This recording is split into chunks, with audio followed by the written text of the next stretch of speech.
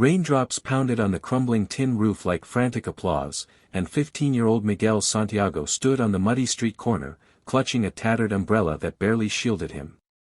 His clothes were worn, his boots scuffed, but his heart was uncommonly generous. He was waiting, for whatever fortune might come his way, when he saw him, a man, hunched and soaked to the bone, with silver-gray hair plastered to his forehead, staring bewildered down the neighborhood path. Miguel's breath caught. This was his moment. Without thinking, he stepped forward and gently called, "Are you okay, sir?" That single act, almost invisible in the cacophony of wind and rain, would change his life forever. Miguel lived in a tiny house shared with his younger sister, Rosa, and their grandmother, who worked long days cleaning offices downtown. Money was scarce, food often thinner than hope. Fine clothes and electronics were luxury, they'd never even visited the city's grandest mall. Still, Miguel's spirit was unwavering. He believed that goodness could thrive anywhere, even on rain-soaked streets. The soaked stranger looked lost, like a shipwreck survivor scanning for a harbor. His voice trembled when he spoke. I'm trying to find 42, Birchwood Lane. I thought this was the turn." Miguel recognized the address, an upscale enclave at the edge of their humble neighborhood. He paused, glancing down the slick street. He'd heard of it but never seen it, a place of manicured lawns, remote from his reality. But didn't kindness begin at the crossroads of difference? He nodded. "Follow me. I know the way." As they walked together, the old man introduced himself, Elias Montoya. He was visiting, searching for the childhood home of his late wife, long sold to foreign buyers.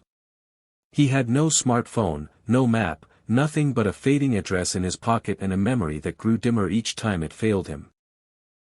In the soft swirl of rain, Miguel remembered his grandmother pressing words of kindness into his palm, "This is all we have, the love we give others. Don't ever let it slip away." And so, Miguel told Elias stories of his family's traditions, spoke of morning churros, evening prayers for joy, even added an off-key serenade through the downpour. Elias chuckled, tears mixing with rain on his cheeks. They stepped onto Birchwood Lane. The clouds cracked, revealing a shy beam of sunlight that seemed to spotlight Elias's entrance.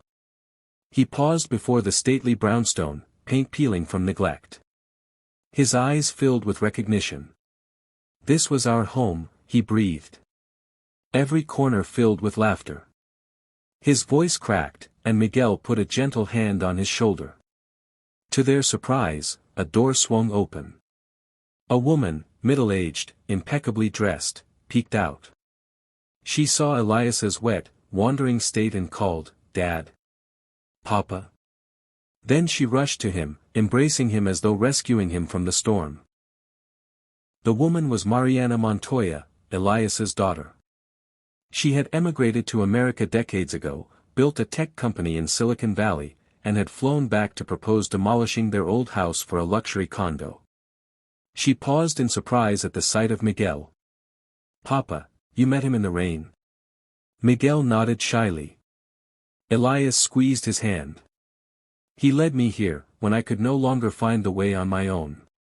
Mariana closed her eyes, studied Miguel. "Why?" Miguel looked at Elias's hand in his. "Because he needed help. And kindness doesn't need a reason." Silence. Then tears. Marianne stepped back and looked at the property that had once symbolized her family's beginnings, and her own American success. She saw the peeling paint, the broken porch. She saw her father, reunited and smiling. And she saw a boy who'd reminded her that real wealth is measured not in shares, but in hearts touched. Over the next days, Mariana called contractors, invited Miguel, Rosa, and their grandmother to help. She funded a renovation of her childhood home, adding a community center for tutoring. She hired a teacher from Puerto Rico to run English and computer literacy programs. Miguel helped paint murals, fix floorboards, hang lights. His eyes glowed with the realization that his kindness awakened something powerful in others. On opening day, about a week later, the rain returned, ironically, on purpose. Elias and Miguel paired under the same umbrella they'd shared before. Hundreds from the neighborhood arrived, ushered into the bustling hub. Reporters filmed, cameras rolled, live streams streamed. Mariana stood at the podium. She spoke of her wealth, but insisted on dedicating the center to the generosity of one young man. "Miguel," she said, "you led my father home. That simple kindness restored my faith in humanity and reminded me of where real values begin." Miguel, eyes wide, shook. He expected applause. He didn't expect the check.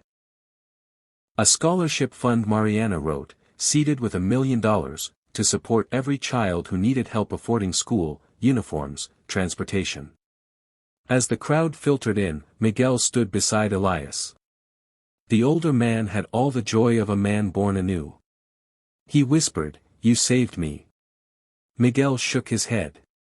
"You saved me, Papa." Elias smiled. "No. Your goodness did, for both of us." Weeks later, the neighborhood had changed, not just with paint and mortar, but with attitudes. People greeted each other. Kids tutored one another. Volunteers showed up weekly. A once broken street felt stronger, more alive. Miguel's family no longer worried about rent. His sister entered high school with a computer of her own. Their grandmother rested on weekends. And each Sunday, they stopped by Birchwood Community Center for homemade tamales, laughter, stories, celebrations of unity. One afternoon, as the golden sunlight played across freshly painted walls, Miguel sat under the big oak tree in the yard. Elias joined him. They shared lemonade. Elias's hand rested on Miguel's shoulder.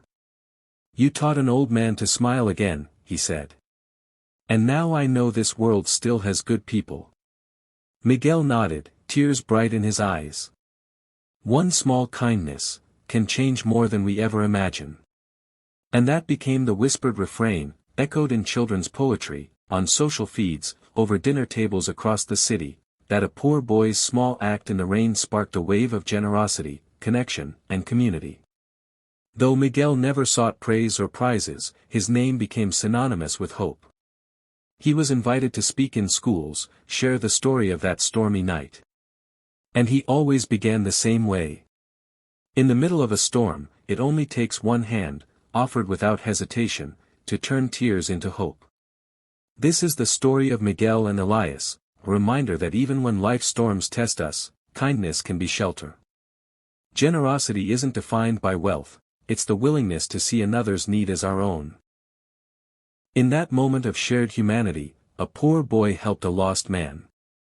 Days later, millionaires showed up, not to buy something, but to honor something far greater, the unseen power that lies in every compassionate act.